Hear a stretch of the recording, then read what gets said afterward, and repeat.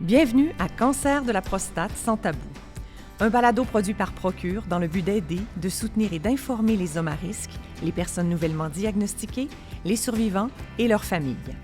Le cancer de la prostate est le cancer le plus répandu chez l'homme. C'est aussi la troisième cause de mortalité et au Québec seulement, 12 hommes par jour en reçoivent un diagnostic. Pourtant, c'est encore un sujet tabou pour plusieurs. Les balados Procure se veulent des discussions franches et transparentes avec patients, accompagnateurs, médecins, chacun avec leurs histoires personnelles et leurs expériences face à la maladie. Nous espérons que cet outil répondra à des questions que vous n'avez peut-être pas osé poser et surtout vous permettra de voir que vous n'êtes pas seul. Nous vous rappelons que Procure offre un service de soutien téléphonique et en ligne 7 jours sur 7 avec des infirmières spécialisées en uro-oncologie pour répondre à vos questions et vos inquiétudes. Nous sommes là pour vous et vos proches. Contactez-nous. Alors, bonjour à tous et bienvenue à Cancer de la prostate sans tabou, notre série de balados qui, j'espère, répondra à certaines de vos questions ou préoccupations. Je suis Marie-Christine Beauchemin, votre hôte de Procure. Le thème d'aujourd'hui, le rôle du patient après un diagnostic de cancer de la prostate, est particulièrement intéressant car il met en lumière l'importance pour un patient de jouer un rôle actif tout au long de son parcours de soins.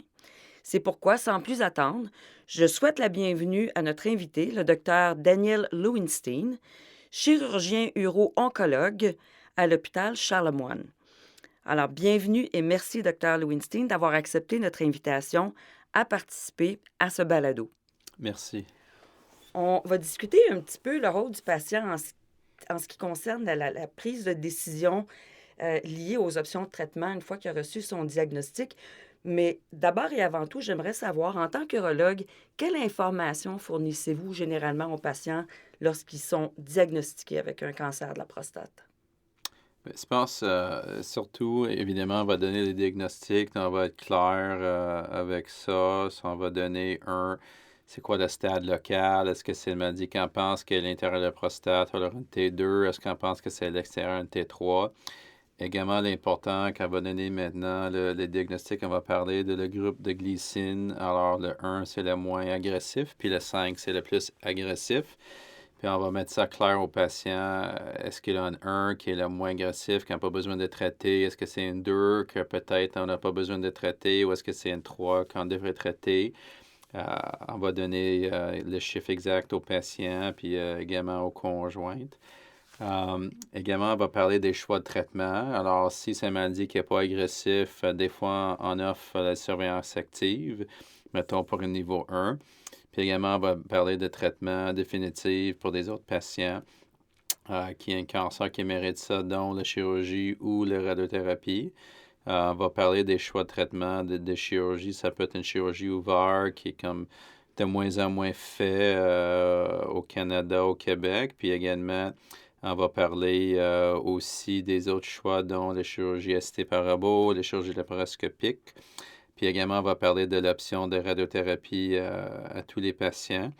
On va clairement parler des bénéfices puis des effets secondaires de chaque traitement. On va également parler de pronostic. On essaie d'être très honnête avec des patients. Ce que je remarque, c'est que des fois, des gens vont demander possiblement de ne pas donner un diagnostic ou de ne pas être clair avec leurs parents quand c'est un patient qui est peut-être plus âgé ou parce que c'est une maladie métastatique. Mais je pense qu'en 2023, tout est vraiment clair, qu'on devrait être transparent à 100% avec le patient, qu'on donne un pronostic, puis on a des façons. Il y a certains patients qui ne vont pas savoir le pronostic, mais les autres qui vont nous poser des questions clairement. C'est quoi ma risque de récidive d'ici 5 ans? C'est quoi la chance que tu sois en vie dans 10 ans? Puis on est quand même capable de répondre aux patients. On a des programmes, ce qu'on appelle en guillemets nomogramme ou une calculatrice sur l'Internet, souvent basée dans les sites universitaires aux États-Unis, qu'on peut donner des chiffres pas mal clairs avec une certitude autour de 80% aux patients. C'est quoi le risque de récidive à 5 ans? C'est quoi le risque que ce patient va avoir de chimio dans les prochaines 5 ans? C'est quoi le risque que ce patient va peut-être recevoir des hormones? C'est quoi le risque que le patient soit en vie dans les prochaines 5 ans, dans les prochaines 10 ans, dans les 75 ans? Puis chaque patient est un peu différent. Puis si le patient nous pose plus de questions, bien, on va répondre plus. Également, chaque patient qui quitte le bureau, on va leur donner, quand c'est réel ou honnête, que oui, il y a un cancer. Ce que je pense que c'est très important à dire aux patients, que quand il y a un cancer qui est local, quand on dit au patient que oui, il y a quelque chose, mais c'est traitable, il faut que le patient reçoive le message qu'il y a quelque chose à faire, il y a une solution à son problème. On va également, moi je donne un livre à tous mes patients, celui qui a été fait par les urologues du Québec, qui est rédacté aux 2 ans par nous, qui est toujours à jour, qui donne des renseignements sur le diagnostic, le traitement pronostic. Puis quand c'est une maladie qui ne mérite pas de traitement tout de suite, à ce temps-là, je vais les revoir dans quelques semaines. Je vais donner un peu de temps de gérer le diagnostic, de gérer le fait qu'il y a un changement dans leur vie, puis de leur donner clairement le renseignement qui va être revu, qu'on va s'occuper de leur maladie. Est-ce qu'il y a des moments où certains patients, une fois que vous leur avez donné toute l'information nécessaire sur leur maladie, ainsi que les choix de traitement, etc., finalement se retrouvent dans votre bureau, incapables de faire un choix et vous demandent votre avis à vous, vous, qu'est-ce que vous feriez? Quel serait le meilleur traitement pour moi? Je pense que c'est dur, mais si on parle d'une maladie métastatique, en général, pour des maladies métastatiques ou avancées, en général, il y a plus un traitement par étape. Par contre, pour une maladie locale, il y a quelques maladies qui sont claires. Alors, mettons un niveau 1, une Gleason 6, ou ce qu'on appelle maintenant un Gleason Group, un groupe 1. C'est clair que c'est la surveillance active, donc il n'y a pas de choix. Mais quand ça devient une maladie plus agressive mais locale, mais là, il faut faire un traitement. Qu'est-ce que je réponds? C'est sûr, de façon classique, avant, c'est le médecin a dit au patient quoi de faire, mais c'est plus une relation maintenant en 2023. J'essaie de parler des études qui démontrent clairement qu'il y a un bénéfice de traitement. Puis également, j'essaie de regarder ce qui est important pour un patient. Comme par exemple, c'est sûr qu'une patient post-prostatectomie, quand elle regarde des études de qualité de vie en post-op, mettons 0 à 1 an, que la fonction érectile en général va être moins bonne par rapport à la radiothérapie dans le temps aigu. Mais par contre, à 5 ans, ça va être pareil que la radiothérapie. Par rapport à les problèmes urinaires qui vont être pareils, les changements de problèmes urinaires dans le temps aigu de temps 0 à 1 an, mais que les deux, la chirurgie et la radiothérapie, vont être plus ou moins pareils dans 5 ans. Donc, j'essaie d'expliquer des profils, des effets secondaires aux patients, puis de leur demander c'est quoi tes besoins. On a quelques études qui disent que les chirurgies possiblement meilleures chez des jeunes patients, alors possiblement chez un jeune patient qui est en santé, mais ce patient, peut-être, on va virer peut-être un peu plus vers la chirurgie. Par contre, un patient qui a certaines maladies chroniques importantes, dont une obésité importante, un patient avec une toux chronique, mais ces patients peuvent avoir un taux d'incontinence plus élevé. Donc, possiblement, on va comme peut-être plus virer vers la radiothérapie. Également, il y a des patients qui sont beaucoup plus malades, qui ont des problèmes cardiaques sévères, qui ont des problèmes de maladies vasculaires périphériques sévères, que des autres maladies sévères pour lesquelles elles ne sont pas des bons patients chirurgicaux. Évidemment, on va les plus virer vers la radiothérapie. Par contre, il y a certains patients qui ont déjà une radiothérapie, mettons du côlon, un cancer de rectum, dans lequel il ne peut pas recevoir une radiothérapie. Donc, ce patient, on va plus conseiller chirurgie.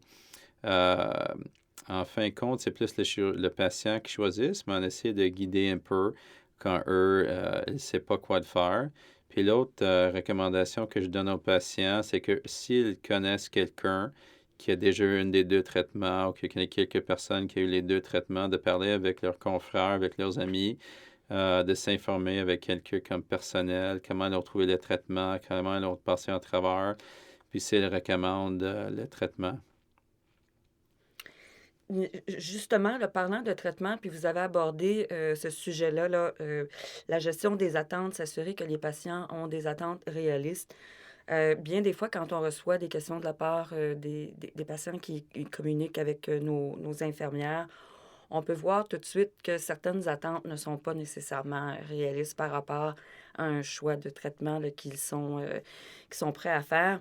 Donc, lorsque j'aimerais revenir justement sur ce point-là. Lorsque vous discutez des options de traitement, comment vous aidez les patients à avoir vraiment des attentes réalistes en termes de résultats de traitement, particulièrement au niveau des effets secondaires, puis pour le cancer avancé, au niveau de la survie? Pour les effets secondaires, moi, c'est sûr quand tu regardes des effets secondaires, surtout pour la chirurgie, c'est la fonction érectile, puis c'est des symptômes urinaires, surtout c'est l'incontinence. Pour ce qui concerne la fonction érectile, il y a 3 facteurs prédictifs. Un, c'est l'âge. Donc, quand tu es plus âgé, c'est sûr que la fonction va être moins bonne en post-op. Puis également, probablement, ton fonction érectile est moins bon déjà. 2, c'est le tabac. C'est un patient qui fume, c'est sûr, va avoir une moins bonne fonction post-opératoire. Les vaisseaux sont moins bons. Puis également, une patiente chez qui a une maladie plus agressive dans laquelle on ne peut pas essayer de sauver un nerf ou peut-être les 2 nerfs, à ce temps-là, il y a moins de chances d'avoir des bonnes érections post-op. Il faut regarder également des résultats réels. Je ne suis pas certain que des patients ont accès aux des études dans la littérature, mais il y a quelques études qui sont publiées, ce qu'on appelle single surgeon experience. Ça veut dire que c'est une centre d'excellence qui va publier des résultats en disant, puis ils vont mettre ça sur leur site web également, surtout aux États-Unis, que la fonction érectile est 90% après une neurochirurgie. Mais ce qui est intéressant, c'est que quand des patients remplissent des formulaires, des questionnaires pas faits par leur chirurgien et par leur centre, qui est fait plutôt par une base de données fédérale aux États-Unis qui s'appelle SEER, le taux de fonction érectile est beaucoup, beaucoup, beaucoup moins bon que ce qui est publié par des centres d'excellence, en guillemets, aux États-Unis. Il faut que les patients aient une attente réaliste. C'est à peu près 1 homme sur 4 post-chirurgie qui va faire une érection facilement. Par contre, il y a toujours des traitements qu'on peut donner aux patients pour avoir des érections, dont les inhibiteurs de PDE5, dont le Viagra ou l'autre. Puis également, il y a même des patients pour lesquels une fonction érectile est assez importante qu'on peut donner aussi des injections dans le pénis. Mais on essaie d'expliquer aux patients chirurgicaux, pour nous, le plus important, c'est l'oncologie. On veut que tu sois en vie dans 5 ans, on veut que tu sois en vie dans 10 ans. Puis pour ça, on est capable facilement de donner des chiffres avec une certaine certitude autour de 80% basés sur les bases de données des patients des États-Unis. Ça, c'est facile. Puis pour des effets secondaires, chirurgie, fonction érectile, moi, ce que je combine des vrais chiffres des études d'une 3e auteur. Ça veut dire que quelqu'un qui n'a pas fait de chirurgie, mais qui regarde la qualité de vie des patients d'un 3e endroit.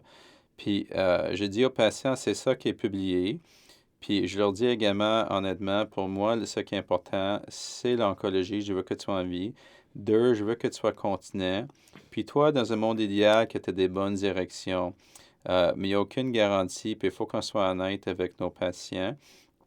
Pour la continence, je peux vous dire qu'en général, des patients, je dirais 90% des gens, dans mon expérience, à 3 mois, alors ça veut dire qu'en post-op, d'ici 3 mois, une bonne continence. Il y a un autre 5% qui va toujours porter une couche à vie. Puis un autre 5%, peut-être un autre 3-4% qui va porter plusieurs couches. Puis peut-être 1 à 2 patients par 100 qui va mériter ce qu'on appelle une autre procédure pour avoir une continence normale, dont une sphincter ou dont une bandelette. Alors, c'est ça qu'on essaie de donner comme renseignement aux patients. Pour ce qui concerne le traitement de radiothérapie, des effets secondaires importants, c'est l'hématérie, c'est le sang dans l'urine lors de traitement, mais surtout après. Également, le sang dans les selles, puis surtout après. Les problèmes avec la radiothérapie ne surviennent pas lors de traitement. Oui, des patients sont un peu fatigués lors de traitement, mais c'est vraiment des années plus tard. Parce que l'effet de la radiothérapie n'est pas tout de suite. Ça donne un effet dans quelques années sur les vaisseaux. Puis ce qui se passe, c'est que quand des vaisseaux meurent dans quelques années, l'apport sanguin au-dessus est moins bonne. Puis quand tu n'as pas une bonne apport sanguin, elles deviennent fibrotiques et dures. Puis c'est ça qui cause des saignements dans le vessie, puis c'est ça qui cause des saignements dans la prostate, puis c'est ça qui cause des saignements gastro-intestinaux. C'est sûr qu'en 2023, les radio-oncologues sont capables de mieux cibler l'organe, puis essayer d'avoir moins de dommages collatéraux. Mais il y a quand même encore un autre 1-3% des patients, peut-être 1 sur 30, qui vont avoir des problèmes urinaires ou intestinales à vie. Vous avez des questions, des préoccupations, des inquiétudes? Contactez-nous 7 jours sur 7 au 1-855-899-2873 pour discuter de façon confidentielle avec une de nos infirmières spécialisées en uro-oncologie qui prendra le temps de vous écouter et de vous fournir des réponses éclairées. L'équipe de soutien Procure est là pour vous. Comment est-ce que, à travers l'incontinence et puis la dysfonction érectile dont vous avez parlé, comment est-ce que les patients peuvent se préparer activement là, pour réduire les effets secondaires après leur traitement? So, c'est sûr, c'est pour la fonction érectile, c'est sûr que il y a quelques affaires que tu peux faire si quelqu'un fume, mais de cesser de fumer. Ça peut l'aider énormément. À part ça, il n'y a pas de grand-chose que le patient peut faire dans ce point-là. Pour l'incontinence, par contre, il y a beaucoup d'affaires que le patient peut faire. D'abord, le patient peut voir une physiothérapeute, même, mettons qu'il choisisse une chirurgie. Si le patient veut, on peut les envoyer voir une physiothérapeute en pré-op. Il peut apprendre comment faire des bons exercices pour renforcer des muscles pelviens. Et à ce point-là, elle va préparer pour la chirurgie. Puis également, on va les envoyer en post-op, surtout, d'avoir une physiothérapeute pour l'aider pour la continence. Ça ne va pas augmenter la continence, mais ça va mettre de rattraper la continence plus rapidement. La continence peut augmenter, ça peut améliorer jusqu'à 2 ans post-op. Quand tu vois une physiothérapeute, ça revient plus rapidement. Puis moi, je dirais, dans notre ère, en 2023, avec chirurgie laparoscopique ou chirurgie robotique, où est-ce qu'on est capable de vraiment mieux voir l'urètre, on est capable de vraiment préserver l'urètre, que la plupart des patients, 3 mois post-op, sont continents. C'est sûr qu'il y a un certain pourcentage qui ne le sont pas. Puis quoi d'autre qu'il peut faire? C'est sûr que quand tu as plus de poids, plus d'obèse, qu'il y a plus de risque d'incontinence parce qu'il y a plus de pression sur le vessie. Ce que moi je dis à certains patients même en pré-op, si tu veux avoir de meilleure continence possible, tu peux même perdre quelques points en pré-op pour préparer pour ça. Puis même d'ailleurs, quand tu fais une chirurgie, c'est un patient qui est plus maigre, qui a moins de gras intra-abdominal. C'est sûr que la chirurgie, en général, est techniquement plus facile.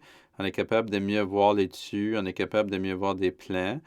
Donc, il y a même des chirurgiens qui suggèrent de perdre quelques poids si tu as un IMC élevé en préopératoire. Puis, ici, on a parlé des effets secondaires. Qu'est-ce qu'on pouvait faire pour se préparer pour les traitements standards? Si on parle de l'hormonothérapie, qu'est-ce que le patient peut faire à partir du moment qu'il commence un traitement d'hormonothérapie pour gérer les effets secondaires? C'est sûr que des gros effets secondaires, quand on part, c'est sûr que tu peux avoir une perte musculaire, tu peux avoir une perte osseuse. Avec cette perte osseuse, si tu prends des hormones pour longtemps, pas une période de 18 mois avec un traitement local, mais si quelqu'un est métastatique, c'est sûr qu'elle prenne ça à vie. Mais le risque de fracture augmente, puis c'est un risque cumulatif. Alors, le risque après 5 ans est plus qu'après 1 an. Ce qui est suggéré, évidemment, c'est de prendre des pilules de calcium et vitamine D. Ça, c'est nécessaire à 100%. Il y a certains patients chez qui sont déjà connus ostéopénie ou ostéoporose, mais eux vont recevoir des traitements plus actifs contre ça. On peut donner chez des gens Prolia, un médicament qui va l'aider de garder les os en santé. Également, l'exercice, surtout l'exercice weight-bearing, d'avoir des poids sur les muscles, va l'aider pour empêcher la perte musculaire. L'autre effet secondaire que des gens perçoivent, ça peut être des changements cognitifs avec des hormones. C'est sûr qu'un patient qui est impliqué dans la vie, ça veut dire qu'il y a une vie sociale. C'est important de parler aux amis, c'est important de parler avec ta famille. C'est également important de faire des tâches qui vont stimuler ton cerveau. Ça peut être plusieurs affaires, ça peut être de regarder, c'est de lire un livre, ça peut être d'assister à une conférence, ça peut être de travailler encore, mais n'importe quoi. Ça peut être un casse-tête qui va stimuler ton cerveau. C'est sûr, va empêcher, puis ça va éviter des changements, va l'aider pour éviter des changements cognitifs. Euh, Également, l'autre effet secondaire quand on parle avec des hormones, c'est un changement de risque pour des événements cardiaques. C'est sûr que sans testostérone, les risques d'événements cardiaques augmentent.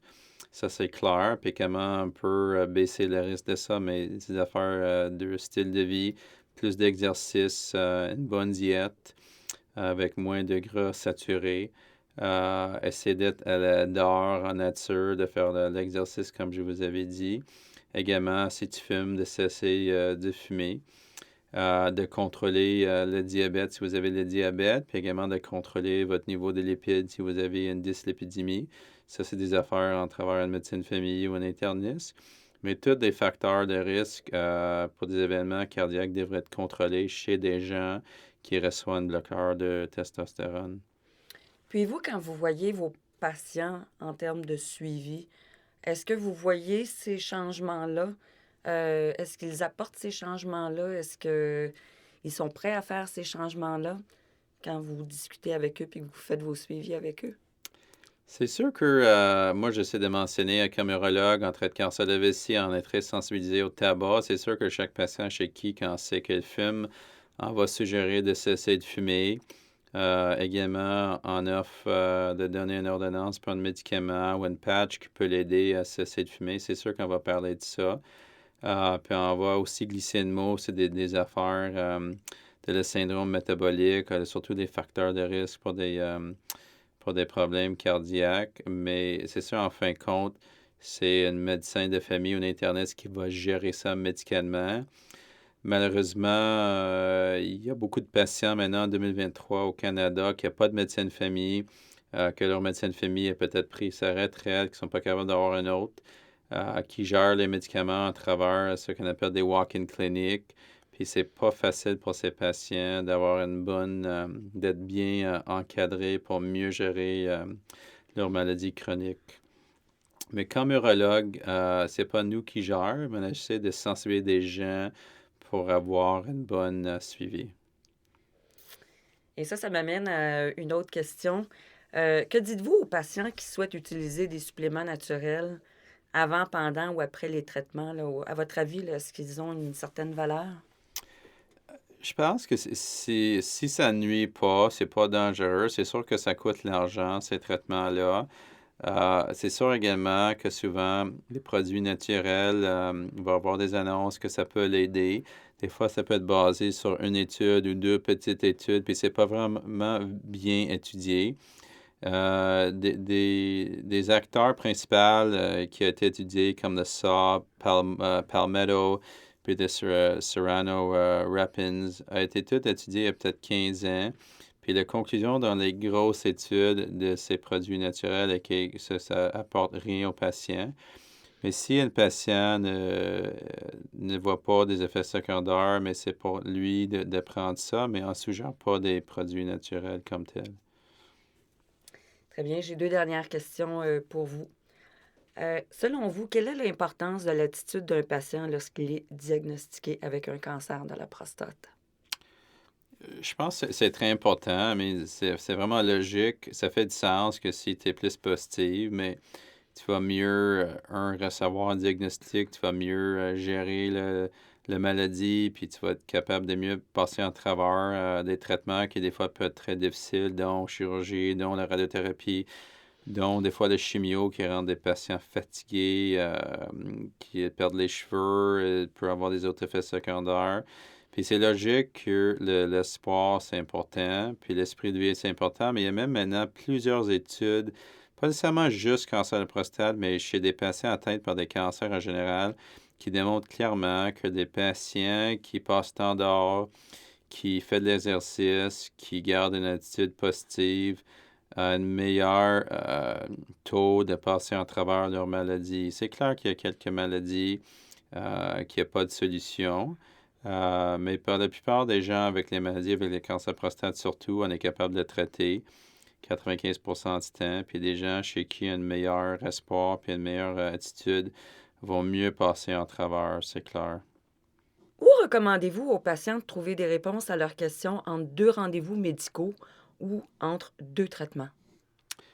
C'est sûr que souvent des patients ne vont pas rappeler de toutes leurs questions lors d'une rencontre avec un médecin. Nous, on leur suggère, des fois, elle peut nous envoyer un courriel au bureau, puis on peut essayer de leur répondre. Mais sinon, il y a des très bons sites sur l'Internet. Il y a le site des urologues du Canada, Association des urologues du Canada, qui a une section très extensive qui explique beaucoup de sujets au niveau de cancer prostate. Puis les patients peuvent regarder là-dedans.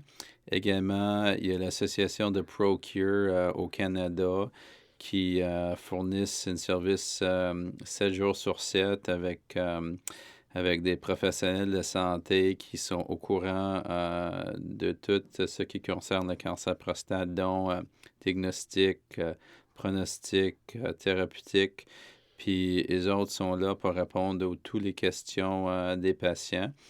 Il y a également quelques d'autres sites disponibles qui sont plus basés aux États-Unis, mais il y a le NIH.gov, qui est le National Institute of Health, qui est excellent, qui fournissent beaucoup d'informations avec des vidéos.